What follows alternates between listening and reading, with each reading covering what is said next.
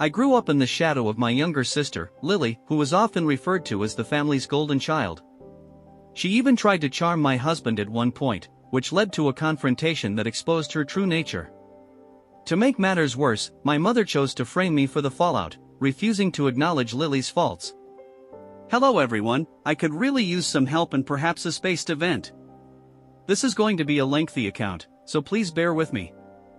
I'm 33 years old, and my relationship with my younger sister, Lily, who is now 30, has always been complicated. From a young age, it was clear that Lily was the favored child in our family, which has caused me a great deal of heartache. Our parents always seemed to prefer her. She was the beautiful, talented, and seemingly perfect daughter, while I was the older sister who constantly fell short of their expectations. My earliest memories are filled with moments where I felt invisible next to her. One memory stands out vividly. I was about 8 years old, eagerly anticipating my birthday. I had been dreaming about the cake, the gifts, and the attention for weeks. However, as soon as Lily entered the room, all eyes turned to her. At just 5 years old, she had a knack for stealing the spotlight. She began singing a song she had learned in kindergarten, and everyone applauded, completely forgetting that it was my special day. My parents didn't even notice the tears welling up in my eyes as I watched them fawn over her. This pattern continued throughout our childhood. Lily received the best clothes, the most attention, and all the compliments. I remember feeling proud of myself after scoring a B on a math test, only to have my parents glance at it briefly before asking Lily about her day. She had colored a picture at school, and that was deemed far more impressive. The hardest part was that Lily was fully aware of her position within the family. She wasn't a malicious child, but she certainly knew how to use the situation to her advantage. Whenever we had sibling squabbles, she would scream and run to our parents, who always took her side. I was the one who ended up getting scolded, no matter the circumstances. As we grew older, the dynamics remained stable. Lily excelled in everything she pursued. She was a straight-A student, a star athlete, and eventually blossomed into a social butterfly with a vast network of friends. In contrast, I struggled both academically and socially. I was shy, introverted, and found it difficult to make friends. Our parents frequently compared us, and the refrain, "Why can't you be more like Lily?" echoed throughout our home. High school was particularly stressful. Lily was a freshman when I was a senior, and she quickly became popular. She joined the cheerleading squad, was elected class president, and had boys lining up to ask her out. I was the nerdy senior with few friends, spending most of my time in the library. One incident from high school still haunts me. There was a big dance coming up, and I finally mustered the courage to ask a boy I liked to go with me. To my astonishment and delight, he said yes. But a week before the dance, he canceled, claiming he had invited someone else. That someone else turned out to be Lily. She had no idea I had asked him, but it didn't matter. She got to go to the dance with him while I stayed home, devastated and alone. After high school, I enrolled in a local community college while Lily received a scholarship to a prestigious university. Our parents were understandably proud of her, but it hurt to see how little they cared about my accomplishments. I worked 2 jobs to pay for my tuition, while Lily's expenses were fully covered by our parents. They visited her frequently, attended her college events, and were constantly enthusiastic about her progress. Meanwhile, I had to navigate life on my own, both emotionally and financially. Eventually, I earned a nursing degree while Lily went on to law school. By that time, I had learned not to seek my parents' approval. I moved out, found a job, and tried to build a life for myself, but the pain of those early years lingered. Lily and I kept in touch, but our relationship was strained. She remained the successful, attractive sister, while I was just me. Fast forward a few years, and I met a wonderful man named Mark. We got married, and for the first time in my life, I felt truly appreciated and cherished. Mark understood the dynamics of my family and was incredibly supportive. He helped me recognize my own worth, independent of the shadows cast by my parents and sister. We bought a home together, and I began to feel like I could finally leave the past behind. But then, Lily re-entered my life in an unexpected way. She had completed law school and was working for a prestigious firm. Panic set in about a week before Lily's wedding when she realized she had misplaced the family heirloom necklace that our grandmother had given us. She was supposed to wear it on her big day, and her hysteria was palpable. I rushed over to help her search for it, and we turned her place upside down, but it was nowhere to be found. 2 days later, Lily called me again, this time accusing me of stealing the necklace. She claimed I must have taken it out of jealousy, and I was both astonished and hurt. All I had done was try to help her, and now she was accusing me of theft. Naturally, our parents sided with her, as they usually did. I was devastated. Eventually, Lily found the necklace in a drawer she had forgotten about, but the damage was done. She never apologized for accusing me, nor did our parents. The wedding went on, but I felt like an outsider in my own family. After the wedding fiasco, Mark and I decided to focus on our lives and family. Mark, who had always been tech-savvy, began researching ways to make money online. What started as a side venture quickly turned into a lucrative opportunity, and within a year, he was earning thousands of dollars. His web projects began bringing in tens of thousands, significantly improving our financial situation.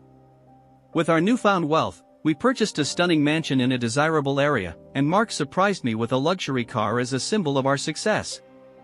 Soon after, we welcomed 2 beautiful children into our lives. Everything seemed perfect, or so it appeared. However, my parents remained indifferent to our accomplishments, even in light of Lily's recent marital troubles. They continued to visit her regularly and were more engaged in her life than in ours. Lily had been living on her own since her marriage ended and was struggling to find her footing. She had been laid off from a prestigious law firm and was having a hard time making ends meet. Her jealousy intensified as she witnessed our success. One day, she came over, claiming she wanted to reconnect and spend time with her nieces and nephew. Initially, I believed her intentions were genuine, that she was sincerely trying to mend our fractured relationship. However, it didn't take long for me to realize her true motives. Lily began showing up unannounced, especially when Mark was home alone. She would dress provocatively and make subtle flirty comments toward him. Mark, being the loyal husband he is, quickly informed me of her behavior. We were both stunned and outraged by her actions. Instead of confronting her directly, we devised a plan to expose her true colors. We installed hidden cameras in the living room and other common areas to catch her in the act. It wasn't long before we had the evidence we needed. One day, while I was out running errands, Lily made her move. She approached Mark, placed her hand on his arm, and whispered suggestive things into his ear. "Come on, Mark," she said, "you deserve someone who truly appreciates you, someone like me." Mark played along just long enough to keep her talking, but he made it clear that he loved me and that her behavior was completely inappropriate. Lily persisted, leaning in closer, saying, "She doesn't have to know, it'll be our little secret." That was the moment we had been waiting for. Mark firmly pushed her away, saying, "Lily, I'm serious. You need to leave. This is wrong on so many levels." We documented the entire encounter on camera, and with the proof in hand, we decided to take action. We called a family meeting, which included Lily's husband, who had been completely unaware of her actions. When everyone gathered, we played the video. The room fell silent as the footage rolled. Lily's husband's face turned red with rage, and my parents were utterly astonished. The video concluded, leaving a tense silence hanging in the air. Finally, Lily's husband stood up, his voice filled with hurt and disbelief. "Lily, how could you? After everything, you tried to seduce your own sister's husband?" Lily stammered, struggling to come up with an excuse, but there was no denying what we had witnessed. Our parents looked at her with disappointment and disgust. "Lily, we trusted you. We always believed you were the better daughter, but this is beyond forgiveness," my mother said, her voice cracking. My father shook his head, adding, "You've brought shame to our family. I don't even know who you are anymore." Lily's husband promptly filed for divorce that same day, leaving with their 2 children. My parents, who had always placed Lily on a pedestal, were forced to confront the reality of her behavior. They distanced themselves from her, unable to look at her the same way again. Lily's world came crashing down. She lost her husband, her children, and the support of our parents. she tried to reach the future might hold. I slowly began to let go of some of my anger and bitterness, recognizing that holding on to it was not benefiting anyone, least of all myself. Lily continued to struggle, but she started making changes. She began attending therapy, found a job, and worked on rebuilding her relationship with her children. It wasn't easy, and there were setbacks along the way, but she was making an effort. My parents, however, remained distant. The golden child had fallen, and they had no idea how to cope with it. They still saw Lily occasionally, but it was clear that nothing would ever be the same. They visited us less and less, and when they did, the tension was palpable. It seemed as if they didn't know how to interact with me without the usual dynamic of favoritism. One sunny afternoon, as I watched my children play in our beautiful garden, I realized something profound. Despite everything, I was content. I had a loving husband, wonderful children, and a life I was proud of. Lily's actions had been painful, but they had also led me to a place of strength and resilience. In the end, life continued. The scars of the past would never completely heal, but they didn't have to define the future. Lily and I began to restore our connection gradually and cautiously. It wasn't perfect, and it never would be, but it was a start. For the time being, I decided to focus on the present and the future. The past had its purpose, but it no longer held me captive. Mark and I continued to build a life together filled with love, laughter, and the occasional struggle. Our beautiful home exceeded all our expectations. The mansion was spacious, stunning, and ideal for raising a family. The children loved their new rooms and the expansive backyard where they could play. Mark and I were happier than ever, and for a while, it seemed like we had put the turmoil behind us. However, life took an unexpected turn. Just when it seemed that everything had settled into a peaceful rhythm, Lily and I worked hard on our relationship, and it gradually began to improve. She sincerely apologized, and I noticed a genuine change in her behavior. We started meeting for coffee, discussing our lives, and even planned family outings together. It was a relief to finally feel like I had a sister I could count on. Meanwhile, Mark's career soared. He accepted an early retirement option from his software company, which came with a substantial compensation package. We were now financially secure beyond our wildest expectations, and Mark was excited to spend more time with the family and work on personal projects. However, the peace we had worked so hard for was quickly shattered. My mother, who had always favored Lily, seemed reluctant to accept the changes in our family dynamic. She couldn't shake the suspicion that I had set Lily up with the video evidence, and that thought persisted in her mind. She became increasingly aloof and hostile. One morning, while I was preparing breakfast, the police appeared at our door with a search warrant. They discovered items in our garage that I had never seen before, including parts from a stolen car that had been reported missing months earlier. I was stunned as they handcuffed me and took me into custody.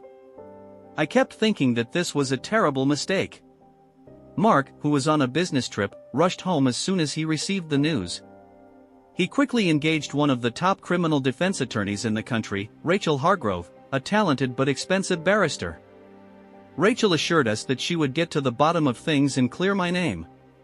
The court date arrived, and Rachel worked tirelessly in the days leading up to the trial, going over every detail and questioning everyone who might provide information.